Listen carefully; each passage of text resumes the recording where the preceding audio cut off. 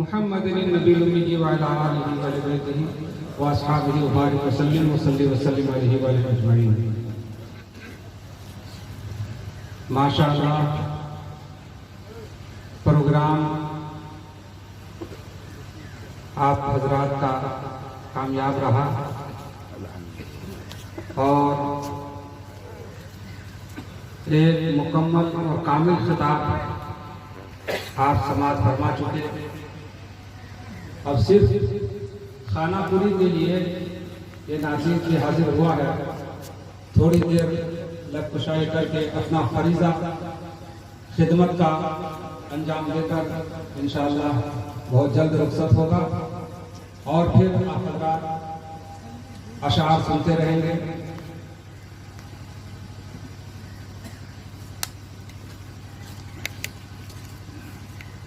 اللہ کا شکر ہے کہ جہاں اللہ والوں کی موجودگی میں اللہ کا ذکر ہو، اللہ کے رسول کا ذکر ہو، تو وہ محفل کامیاب رہتی ہے۔ بحمدہ تعالی آج ہمارے درمیان خانقاہ عالم پناہ مجیبیہ کی ایک بزرگ ہستی جلوہ افروز ہے۔ ان کی موجودگی میں ہم اور آپ اللہ اور رسول کا ذکر کرتے ہیں، سنتے ہیں۔ ان کی برکت سے اللہ تبارک و تعالیٰ نے ہمارے اس پروگرام کو کامیابی سے ہمکنار فرمایا اور خاص جس مبارک نام سے یہ جلسہ منسوب ہے، موسوم ہے، فیضان پیر مجید کانفرنس، حضرت تاج العارفین کا کرم ہے، ان کا فیضان ہے الحمدللہ۔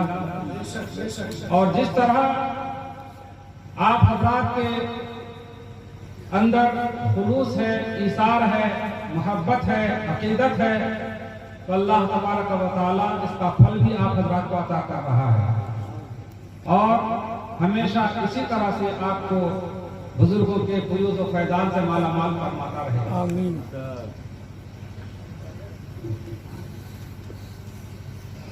جو لوگ منتظمین ہیں، کارکنان ہیں،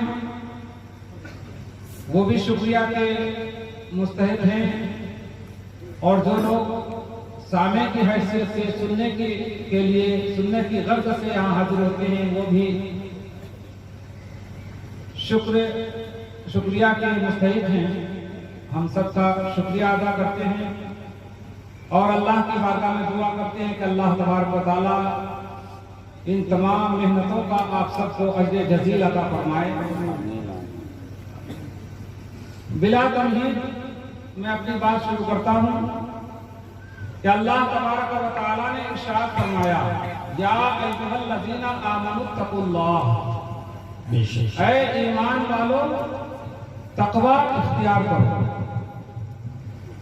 وابتغوا الیہ الوسیلہ، اور اللہ تک پہنچنے کے لیے وسیلہ تلاش کرو، وجاہدوا فی سبیلہ، اور اللہ کی راہ میں جد و جہد کرو، مشقت برداشت کرو، لعلکم تفلحون، تاکہ تم کامیاب ہو۔ کامیاب ہونے کے لیے اللہ تبارک و تعالیٰ نے سب سے پہلے ایمان لانے کا حکم دیا اور پھر ایمان کے ساتھ ساتھ تقوی اختیار کرنے کا حکم دیا، اور تقوی کے بعد اللہ تبارک و تعالیٰ نے وسیلہ اختیار کرنے کا حکم دیا، اور پھر اس راہ میں جو مشقت اور پریشانیاں آئیں ان کو برداشت کرنے کا حکم دیا۔ یہ چاروں کام جو کر لے وہ کامیاب ہے۔ تو پہلے اللہ نے ارشاد فرمایا، یا ایھا الذین آمنوا، اے ایمان والو۔ ایمان کے بغیر کوئی بھی عمل اللہ کی بارگاہ میں قابل قبول نہیں ہے۔ ایمان سب سے پہلے ہے اور ایمان ہی کی بدولت کوئی بھی عمل اللہ کی بارگاہ میں قبول ہوگا. جس کا ایمان نہیں تو کوئی عمل اس کا قابل قبول نہیں ہے. اور دوسری چیز اتقوا اللہ، تقوی اختیار کرو. تقوی میں ساری چیزیں آ گئی، جتنے اوامر ہیں وہ بھی آ گئے اور جتنے نواہی ہیں وہ بھی آ گئے. یعنی جن چیزوں کا اللہ نے حکم دیا وہ کرنا ہے اور جن چیزوں سے اللہ نے منع کیا وہ نہیں کرنا ہے. اسی کا نام تقوی ہے. شریعت کے مطابق زندگی گزارنا یہ تقوی ہے. اس میں نماز بھی آ گئی، روزہ بھی آ گیا، زکات بھی آ گئی، حج بھی آ گیا. اور پھر گناہوں سے باز آنا، جھوٹ، چغلی، غیبت، شراب خوری، سود خوری، ان ساری چیزوں سے رکنا یہ تقوی ہے. اور اس کے بعد اللہ تعالیٰ نے فرمایا وَابْتَغُوا إِلَيْهِ الْوَسِيلَةَ، اللہ تک پہنچنے کے لیے وسیلہ تلاش کرو. یہاں آپ کا ذہن میں تھوڑی دیر کے لیے دوسری طرف لے جا رہا ہے کہ اللہ تبارک و تعالیٰ نے پہلے ارشاد فرمایا اتقوا اللہ، اے ایمان والو تقوی پہلے اختیار کرو. اس کے بعد فرمایا اللہ تعالیٰ نے وَابْتَغُوا إِلَيْهِ الْوَسِيلَةَ، اللہ تک پہنچنے کے لیے وسیلہ تلاش کرو. پہلے کیا ہے؟ تقوی ہے. یعنی نماز پڑھو، روزہ رکھو، شریعت کے پابند بن جاؤ، احکام الہیہ پر عمل کرو، سنت اور سیرت کے مطابق زندگی گزارو. جب تمہارے اندر تقوی پیدا ہو جائے اور تقوی کی دولت تم کو حاصل ہو جائے تب اللہ تک پہنچنے کے لیے کسی اللہ والے کا واسطہ اور وسیلہ اختیار کرو. لیکن آج دنیا کا کیا ماحول ہے؟ تقوی سے عاری، نہ نماز ہے، نہ روزہ ہے، نہ شریعت کی پابندی ہے، نہ اللہ کا خوف ہے، نہ رسول کی سنت پر ہم چلتے ہیں، نہ سیرت کے مطابق زندگی گزارتے ہیں. کچھ نہیں. سب سے پہلے ہم پیر کی تلاش میں نکلتے ہیں، پیر تلاش کرتے ہیں. اور آج تو تلاش کرنے کی نوبت ہی نہیں. آج تو پیر گھر گھر گھومتے ہیں، گلی گلی گھومتے ہیں. آج کل پیر تلاش نہیں کیے جاتے ہیں، آج کل مرید تلاش کیے جاتے ہیں. پیر تلاش کرنے کا زمانہ چلا گیا. اب یہ زمانہ مرید تلاش کرنے کا زمانہ ہے. پیر لوگ نکل جاتے ہیں بوریا بستر لے کر کے مریدوں کی تلاش میں، مرید تلاش کرتے ہیں. تو اللہ نے ارشاد فرمایا اتقوا اللہ، پہلے تقوی اختیار کرو. پہلے نمازی بن جاؤ، متقی بن جاؤ، پرہیزگار بن جاؤ، دیندار بن جاؤ. پہلے شریعت پر عمل کرو، عمل کر کے دکھاؤ. اس کے بعد وَابْتَغُوا إِلَيْهِ الْوَسِيلَةَ، اللہ تک پہنچنے کے لیے کسی کا دامن تلاش کرو، کسی کے دامن سے وابستہ ہو جاؤ. پہلے ایسا ہی ہوتا تھا. پہلے علم ظاہر حاصل کیا جاتا تھا، پھر اس علم کے مطابق عمل کیا جاتا تھا. جب مکمل طور پر آدمی متقی اور پرہیزگار ہو جاتا تب کہیں پیر کی تلاش میں نکلتا، اور پیر کی تلاش میں ایک ملک سے دوسرا ملک چلا جاتا، کہیں سے کہیں چلا جاتا. جہاں دل جچتا وہاں جا کر کے پیر کے ہاتھ پر ہاتھ رکھتا، مرید ہوتا، توبہ استغفار کرتا، اور پیر کے دامن سے وابستہ ہو کر وہ کامیاب اور کامران ہوتا. لیکن آج وہ زمانہ نہیں رہا. آج چاہے تقویٰ ہو یا نہ ہو، نماز پڑھے یا نہ پڑھے، لیکن پیر کے دامن سے پہلے وابستہ ہو جاتا ہے، سب سے پہلے مرید ہوتا ہے. علم ظاہر کا بھی پتہ نہیں، اور نہ ہی نماز کے مسائل سے واقفیت، نہ شریعت کا کوئی مسئلہ سیکھنے کی کوشش کرتا ہے. سارا کچھ چھوڑ کر مرید ہوتا ہے. کیوں؟ مرید ہونے کا مقصد جو ہونا چاہیے آج وہ مقصد نہیں رہا. آج مرید ہوتا ہے آدمی دنیا حاصل کرنے کے لیے. مرید ہو جائیں گے کمائی میں برکت ہوگی، مرید ہو جائیں گے دکانداری زیادہ چلے گی، مرید ہو جائیں گے پریشانی ختم ہو جائے گی. دنیا کی پریشانی کو ختم کرنے کے لیے، دکانداری چلانے کے لیے، دنیا حاصل کرنے کے لیے آج مرید ہوا جاتا ہے. اسی وجہ سے آج پہلے مرید ہوتا ہے آدمی، اور پھر اس کے بعد کہیں نماز پڑھے یا نہ پڑھے وہ دیکھا جائے گا، لیکن پہلی فرصت میں مرید ہوتا ہے. تو حضرات گرامی، مرید ہونے کا مقصد کیا ہے؟ مرید ہونے کا مقصد ہے اللہ تک پہنچنا. وَابْتَغُوا إِلَيْهِ الْوَسِيلَةَ، اللہ تک پہنچنے کے لیے وسیلہ اور ذریعہ تلاش کرو. مرید ہونے کا مقصد اللہ تک پہنچنا ہے. اس لیے جن لوگوں کو اللہ تک پہنچنا ہوتا ہے تو وہ مرید، وہ پیر ایسا ہی پکڑتا ہے جو اللہ تک پہنچا ہوا ہو.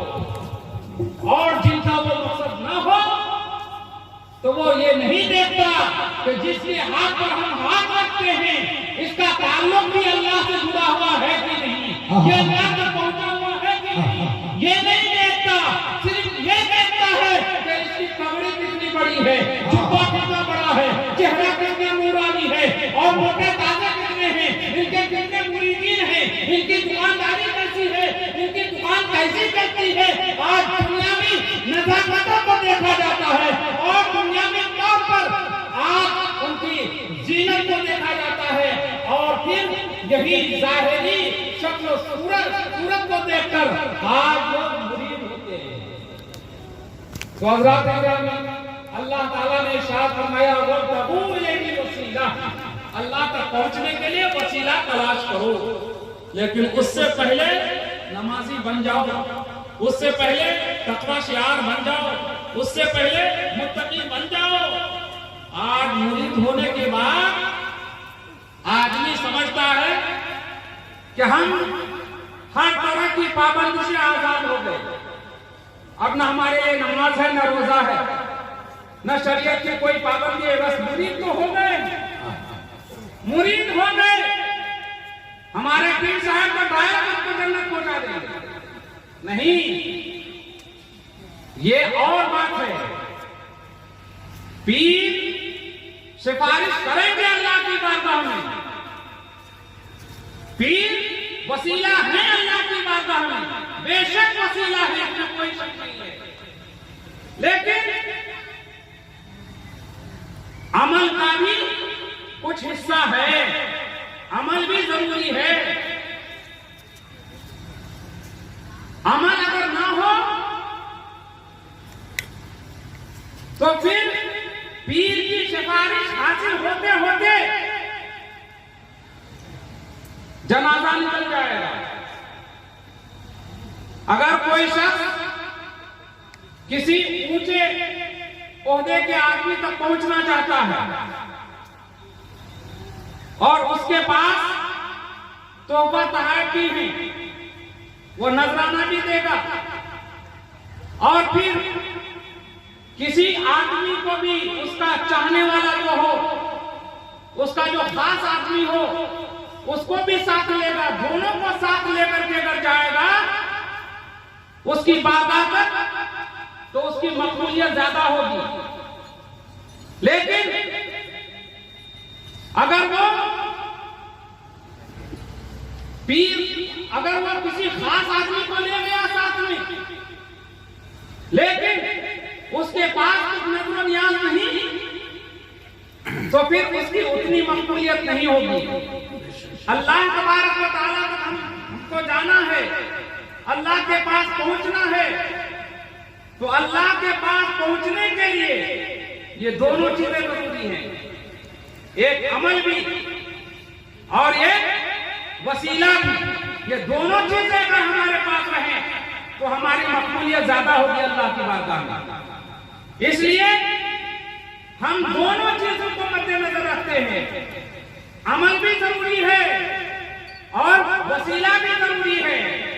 اگر عمل رہا وسیلہ نہیں، ہو سکتا ہے یہ عمل اللہ کی بارگاہ میں نامقبول ہو جائے، تو پیر کا وسیلہ اختیار کرتے ہیں، پیر کے دامن سے وابستہ ہوتے ہیں، تاکہ ان کے صدقے سے اللہ کی بارگاہ میں وہ ہمارا عمل مقبول ہو جائے اور وہ عمل ہمارا کام آ جائے۔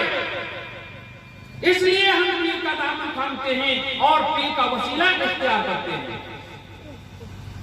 اور اللہ تبارک و تعالیٰ نے ارشاد فرمایا وَابْتَغُوا إِلَيْهِ الْوَسِيلَةَ، اللہ تک پہنچنے کے لیے وسیلہ تلاش کرو۔ تو یہاں وسیلہ سے مراد کیا ہے؟ بعض لوگ کہتے ہیں کہ وسیلہ سے مراد یہاں اعمال ہی ہے، اور بعض لوگ کہتے ہیں کہ وسیلہ سے مراد یہاں اعمال نہیں بلکہ اشخاص ہیں، ذات ہے، یہ اللہ والے ہیں، اللہ کے محبوب بندے ہیں، ان کو وسیلہ بناؤ اللہ تک پہنچنے کے لیے۔ خیر بات جو بھی ہو، لیکن یہ بات ذہن میں رکھیے کہ عمل جب وسیلہ بن سکتا ہے، جب عمل وسیلہ بن سکتا ہے اور سب مانتے ہیں کہ عمل وسیلہ ہے اللہ کی بارگاہ میں پہنچنے کا، تو پھر ذات عمل سے بڑھ کر ہے، وہ وسیلہ کیوں نہیں ہو سکتی؟ کسی کی ذات وسیلہ کیوں نہیں بن سکتی؟ مثال کے طور پر ہم نماز پڑھتے ہیں، نماز کے بارے میں سب کا اتفاق ہے کہ نماز اللہ تک پہنچنے کا ذریعہ ہے، اللہ تک پہنچنے کا ذریعہ ہے اور وسیلہ ہے۔ نماز سے مدد طلب کرو، اللہ کا حکم ہے، یا ایھا الذین آمنوا، اے ایمان والو، استعینوا بالصبر والصلاۃ، صبر اور نماز سے مدد طلب کرو۔ یعنی نماز پڑھ کے صبر کر کے اللہ کی مدد طلب کرو تو اللہ کی مدد شامل حال ہوگی۔ تو صبر اور نماز یہ ذریعہ ہے اللہ تک پہنچنے کا، اللہ کی مدد کو پانے کا، اللہ کی رحمت اور برکت کو حاصل کرنے کا ایک ذریعہ ہے۔ تو جب نماز ذریعہ ہے، نماز عمل ہے، اور نماز سے بڑھ کر مقام اور مرتبہ حضور اکرم صلی اللہ علیہ وسلم کا ہے۔ سبحان اللہ، سبحان اللہ۔ نماز سے بڑھ کر فضیلت، مقام، مرتبہ حضور اکرم صلی اللہ علیہ وسلم کا ہے۔ تو جب نماز وسیلہ بن سکتی ہے تو کیا حضور اکرم صلی اللہ علیہ وسلم وسیلہ نہیں بن سکتے؟ بے شک۔ اور یہ بات اپنی جگہ پر مسلم ہے کہ عمل سے زیادہ مرتبہ ذات کا ہوتا ہے۔ جو اللہ والے ہیں، یہ عمل جو ہم کرتے ہیں، عبادت جو ہے، نماز عبادت ہے، روزہ عبادت ہے، تو یہ اعمال جو ہے یہ کیا ہے؟ یہ اعمال وہ ہے، وہ چیز ہے جو کسی اللہ کے محبوب بندے سے کبھی صادر ہوا ہے۔ اللہ کے کسی محبوب بندے سے وہ صادر ہوا ہے، اس لیے اللہ نے اس کو عبادت بنا دیا۔ مثال کے طور پر صفا اور مروہ کے درمیان سعی ہوتی ہے، صحیح ہوتی ہے، دوڑ لگاتے ہیں، تو یہ دوڑنا کیا ہے؟ یہ جو دوڑ لگاتے ہیں، اگر دوڑ نہ لگائے، صحیح نہ کرے تو حج ہوگا؟ نہیں ہوگا۔ تو یہ دوڑنا کیا ہے؟ ایک عظیم عبادت ہے. تو یہ عبادت کہاں سے آئی؟ کیا اللہ نے دوڑ لگائی تھی؟ نعوذ باللہ. اللہ تعالیٰ جس کو جسمانیات سے پاک ہے.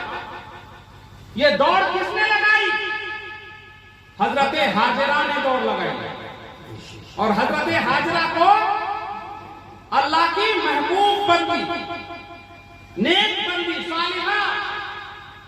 حضرت اسماعیل کی ماں وہ نبی نہیں تھی، ایک نبی کی ماں تھی. اس نے دوڑ لگائی تو اس کے عمل کو اللہ تبارک و تعالیٰ نے عبادت بنا دیا. وہ دوڑنا، اس دوڑنے کو نسبت ہو گئی اللہ کی ایک محبوب بندی سے. تو اللہ تبارک و تعالیٰ نے اس محبوب بندی کے صدقے سے اس دوڑنے کو عبادت بنا دیا. اور ایک مثال دیکھیے، وہاں رمل بھی کیا جاتا ہے. رمل کیا جاتا ہے خانہ کعبہ. حاجی لوگ حج کرنے جاتے ہیں تو رمل کرتے ہیں. رمل کا مطلب کیا ہے؟ سینہ تان کر کے چلے، اکڑ کر کے چلے، کندھا ہلا ہلا کر کے چلے، ایسا لگے کہ کوئی پہلوان چل رہا ہے. یہ کب ہوا تھا؟ جب حضور اکرم صلی اللہ علیہ وسلم مدینے سے مکہ آئے خانہ کعبہ کا طواف کرنے، تو کفار و مشرکین نے یہ کہا کہ یہ مدینے سے آئے ہیں، بیمار ہو کر کے آئے ہیں، بیمار کے گھر سے آئے ہیں، اور یہ تو کمزور ہو گئے ہیں، یہ طواف کیا کر پائیں گے، ان کے اندر کیا طاقت رہ گئی ہے.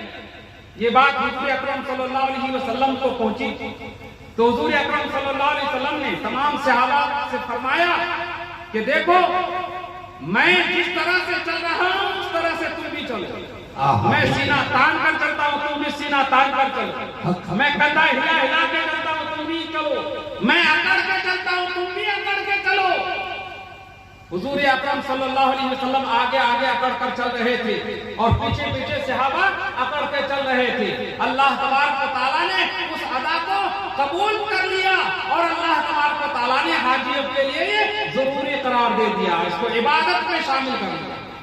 سبحان اللہ. اکڑ کے چلنا، چاہے کہیں بھی چلیں آپ دنیا میں، دنیا کے کسی خطے میں چلیں، کسی کونے میں چلیں اکڑ کے، تو قرآن کہہ رہا ہے لا تمشی فی الارض مرحا، زمین پر اکڑ کر کے مت چلو. زمین پر اکڑ کر چلنا حرام ہے، لیکن وہاں خانہ کعبہ میں اکڑ کر چلنا حرام نہیں بلکہ عبادت ہے. سبحان اللہ. اس لیے کہ اللہ کے محبوب جناب محمد رسول اللہ صلی اللہ علیہ وسلم کا یہ عمل رہا ہے اور حضور اکرم صلی اللہ علیہ وسلم کا عمل اللہ کو محبوب ہوا تو اس کو عبادت بنا دیا. تو یہاں ایک طرف عمل ہے اور ایک طرف ذات ہے، ایک طرف عبادت ہے اور ایک طرف اعمال ہیں اور ایک طرف اشخاص ہیں. عمل سے زیادہ مرتبہ شخص کا ہوتا ہے، ذات کا ہوتا ہے. تو جب عمل وسیلہ بن سکتا ہے تو ذات وسیلہ کیوں نہیں بن سکتی ہے؟ یہ نماز جو پڑھتے ہیں ہم، یہ نماز بھی فجر کی، ظہر کی، عصر کی، مغرب کی، عشاء کی نماز، یہ کیا ہے؟ کسی نہ کسی نبی کی یادگار ہے، کسی نہ کسی نبی کی یادگار ہے. فجر کس کی یادگار ہے؟ حضرت آدم علیہ السلام کی. سب سے پہلے حضرت آدم علیہ السلام نے فجر کی نماز پڑھی شکرانے میں، تو اللہ نے فرض کر دیا. ظہر کی نماز حضرت ابراہیم علیہ السلام نے پڑھی، ان کی یادگار ہے. عصر کی نماز ایک روایت کے مطابق حضرت سلیمان علیہ السلام اور ایک روایت کے مطابق حضرت عزیر علیہ السلام کی یادگار ہے. مغرب کی نماز حضرت داؤد علیہ السلام کی یادگار ہے. عشاء کی نماز ایک روایت کے مطابق حضرت یونس علیہ السلام کی یادگار اور ایک روایت کے مطابق ہمارے آقا و مولا جناب محمد رسول اللہ صلی اللہ علیہ وسلم کی یادگار ہے. تو تعجب ہے ان لوگوں کے ذہن پر جو کہتے ہیں نماز وسیلہ بن سکتی ہے اللہ کی بارگاہ میں پہنچنے کا. لیکن ذات نہیں. ارے نماز کا مرتبہ زیادہ ہے یا حضور اکرم صلی اللہ علیہ وسلم کا مرتبہ زیادہ ہے؟ ہم کو نماز کہاں سے ملی؟ نماز کیسے ملی؟ ابھی شاعر اسلام کو پڑھ رہے تھے، یہ نماز جو ملی ہے کن کا صدقہ ہے؟ نماز ملی حضور کے صدقے، روزہ ملا حضور کے صدقے. یہ نماز، یہ قرآن، یہ رمضان، بلکہ اللہ بھی ملا ہم کو تو حضور کے صدقے سے ملا. تو حضور سے بڑھ کر اور کون سی چیز ہے؟ اگر کوئی عمل کر رہا ہے تو وہ عمل اللہ تک پہنچانے والا ہے، اور حضور اکرم صلی اللہ علیہ وسلم کے صدقے سے تو وہ عمل ملا، تو حضور صلی اللہ علیہ وسلم ہمارے لیے وسیلہ نہیں بن سکتے. یقیناً حضور صلی اللہ علیہ وسلم کی ذات وسیلہ ہے، اور وسیلہ اعظم ہے، سب سے بڑا وسیلہ ہے. نماز ایسا وسیلہ ہے کہ جس میں قبولیت کی ہمارے پاس صورت نہیں ہے. ہم نماز پڑھتے ہیں، دلیل ہے ہمارے پاس کہ نماز ہماری مقبول ہو ہی گئی اللہ کی بارگاہ میں؟ ہے دلیل؟ کوئی دلیل نہیں ہے، بس امید پر پڑے جا رہے ہیں کہ اللہ قبول فرمائے، اللہ قبول فرمائے. حاجی حج کر کے آتا ہے تو یہ دعویٰ کر سکتا ہے کہ ہمارا حج قبول ہو گیا؟ نہیں. تو یہ اعمال کا وسیلہ ہے، اس لیے قبولیت کی ہمارے پاس دلیل نہیں ہے. لیکن ہمارے آقا و مولا جناب محمد رسول اللہ صلی اللہ علیہ وسلم ایسے وسیلہ ہیں جو اللہ کی بارگاہ میں مقبول ہی مقبول ہے، مقبول ہی مقبول ہے. اور ایک چیز، نماز کے وقت نہیں پڑھی جائے گی. جب نماز کا وقت آئے گا تبھی آپ نماز پڑھیں گے. تو اس کا مطلب یہ ہوا کہ جب آپ نے نماز پڑھی وسیلہ آپ نے اختیار کیا، اور جب نماز نہیں پڑھی تو پھر وسیلہ نہیں. تو یہ وسیلہ ایسا ہوا جو وقت کے مطابق کام آتا ہے. لیکن حضور اکرم صلی اللہ علیہ وسلم کی ذات ایسا وسیلہ ہے ہمارے لیے کہ ہر وقت ہمہ وقت وسیلہ ہمارے لیے، ہمہ وقت وسیلہ ہمارے لیے. تو حضرات گرامی، عمل بھی وسیلہ ہے اور ذات بھی وسیلہ ہے. آج ہم ذات کو لے کر کے تو بیٹھ گئے ہیں، لیکن عمل کی طرف ہم نگاہ نہیں اٹھاتے ہیں. عمل کو سمجھتے ہیں کہ ضروری ہی نہیں ہے. اس لیے بعض لوگ جب مرید ہوتے ہیں تو وہ کہتے ہیں کہ تو ہم تو مرید ہو گئے ہیں، ہم تو تصوف والے ہیں، ہم تو طریقت والے ہیں، ہم نماز پڑھ کے کیا کریں گے؟ نماز نہیں پڑھتے ہیں. عمل بھی ضروری ہے. اگر عمل ضروری نہیں ہوتا اللہ تبارک و تعالی عمل کی فضیلت بیان ہی نہیں کرتا. جبکہ قرآن پاک آپ پڑھتے ہیں جگہ جگہ پر اللہ تبارک و تعالی نے ارشاد فرمایا الذین آمنوا وعملوا الصالحات، جو ایمان لائے اور نیک عمل کیے. قیامت کے دن اللہ کا دیدار جس کو نصیب ہوگا اس کے لیے اللہ نے کیا فرمایا کہ جو لوگ اللہ سے ملنے کی امید رکھتے ہیں تو وہ لوگ نیک عمل کرتے ہیں اور اپنے رب کے ساتھ کسی کو شریک نہیں ٹھہراتے ہیں. نیک عمل کرنا تو اعمال صالحہ بھی ضروری ہے. آدمی اعمال صالحہ کی برکت سے دنیا میں بھی ہر طرح کے بلا اور مصیبت سے محفوظ رہتا ہے اور آخرت میں بھی محفوظ رہے گا. قیامت کے دن اللہ تبارک و تعالی 7 قسم کے لوگوں کو عرش کا سایہ نصیب کرے گا، جس دن کوئی سایہ نہیں ہوگا. اس دن 7 قسم کے لوگوں کو عرش کا سایہ نصیب ہوگا. وہ کون ہے؟ امام عادل، یعنی انصاف کرنے والا حاکم. حاکم کس کو کہتے ہیں؟ جس کے ماتحت کچھ لوگ ہوں اس کو حاکم کہا جاتا ہے.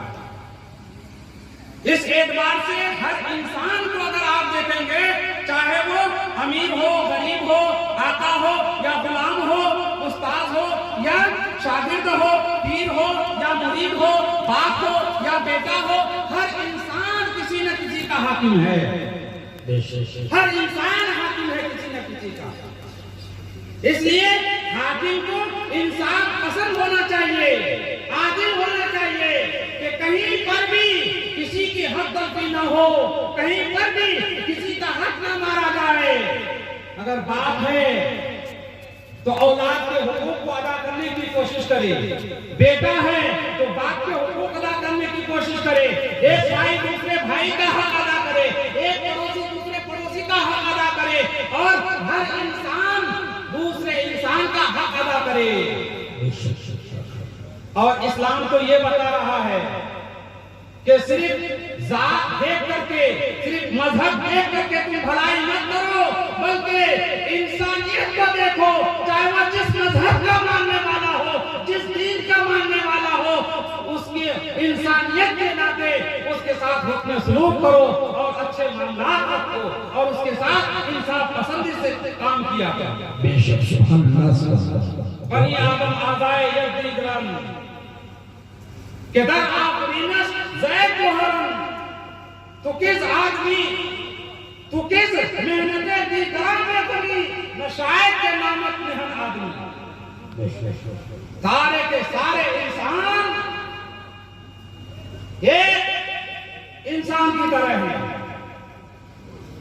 اس لیے ایک ہی جوہر سے، ان کے سب کی پیدائش ایک ہی جوہر سے ہے، حضرت آدم علیہ السلام سے۔ اس لیے ہر آدمی کو دوسرے آدمی کا غم ہونا چاہیے، دوسرے آدمی کی تکلیف کا احساس ہونا چاہیے، لیکن آج ہم اپنے بھائی کا خیال نہیں رکھتے ہیں، اپنے پڑوسی کا خیال نہیں رکھتے ہیں، تو دوسرے کا کیا خیال رکھتے ہیں؟ آج بیٹا باپ کا دشمن ہے، باپ بیٹے کا دشمن ہے۔ تو حضرات گرامی، اللہ کے رسول صلی اللہ علیہ وسلم نے فرمایا کلکم راعٍ وکلکم مسئول عن رعیتہ، کہ تم میں ہر ایک راعی ہے، حاکم ہے، اور اس کو قیامت کے دن پوچھا جائے گا اس کے رعیت کے بارے میں، اس کے ماتحت کے بارے میں، سب کو جواب دینا پڑے گا۔ وہ جس نے حق ادا کیا اپنے ماتحتوں کا، جو امام عادل ہوا، جو حاکم انصاف والا ہوا، عرش کا سایہ قیامت کے دن اس کو نصیب ہوگا۔ اور دوسرا آدمی کون ہے؟ وہ نوجوان جو اللہ کی عبادت میں تربیت پائے، یعنی جب وہ حد بلوغیت کو پہنچا تب سے لے کر کے اپنی آخری عمر تک عبادت میں مشغول رہا اور اللہ کی عبادت کرتا رہا، نماز کا پابند رہا، روزے کا پابند رہا، شریعت کا پابند رہا، مکمل طور پر وہ پابندی کرتا رہا اور پوری جوانی اس کی گزر گئی۔ وہ انسان قیامت کے دن عرش کے سائے تلے ہوگا اور عرش کا سایہ اس کو نصیب ہوگا۔ لیکن آج ہم کیا کرتے ہیں؟ جوانی کو مستی میں گزارتے ہیں، عیش و عشرت میں گزارتے ہیں، اور سوچتے ہیں کہ جب بوڑھے ہو جائیں گے تو اس وقت جم کر کے اللہ کی عبادت کریں گے، مسجد پکڑ لیں گے۔ یاد رکھیے، در جوانی توبہ کردن شیوہ پیغمبری، وقت پیری گرگ ظالم نیشمت پرہیزگار۔ جوانی میں توبہ کرنا، جوانی میں عبادت کرنا، یہ شان پیغمبری ہے، اور اخیر عمر میں تو ظالم بھیڑیا بھی بزرگ بن جاتا ہے، پرہیزگار بن جاتا ہے۔ ظالم بھیڑیا جب اس کے اندر طاقت نہیں رہتی ہے تو کیا کرتا ہے؟ بس بیٹھ جاتا ہے، پرہیزگار صوفی صاحب بن جاتا ہے۔ تو بڑھاپے میں جب کچھ رہے گا ہی نہیں تو اس وقت وہ عبادت میں زندگی بسر نہیں کرے گا تو کیا کرے گا؟ اصل وقت ہے جوانی کا۔ جوانی کے عالم میں جو عبادت ہوتی ہے، بڑھاپے کے عالم میں وہ عبادت نہیں ہو پاتی ہے۔ صحیح سے نماز نہیں پڑھ سکتے، صحیح سے پیٹ نہیں بچھا سکتے۔ اب تو کرسی کا زمانہ آیا ہے، لوگ کرسی پکڑ لیتے ہیں، بس جا کے مسجد میں بیٹھ جاتے ہیں، کرسی لے لیتے ہیں، بیٹھ جاتے پڑھ لیتے ہیں، سجدہ کرنا بھی نصیب نہیں ہوتا ہے۔ ارے نماز عاجزی کی انتہا ہے کہ وہاں اللہ کی بارگاہ میں آپ نے نعت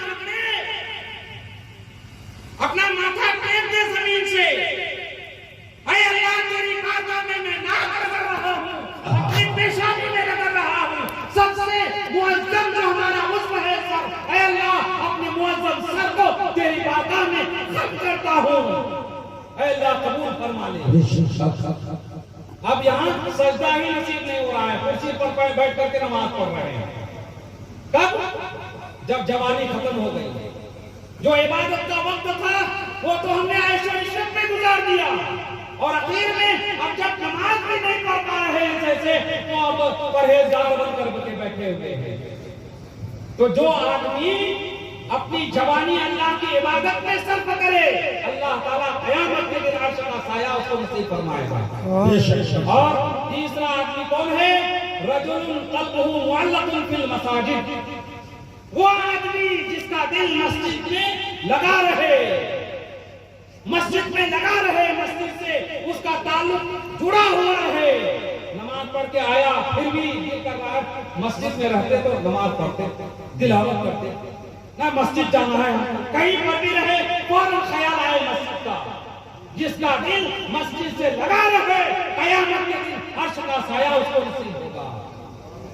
اور چوتھا آدمی کون ہے؟ رجلان تحابا فی اللہ اجتمعا علیہ وتفرقا علیہ، دو آدمی آپس میں محبت کرتے ہیں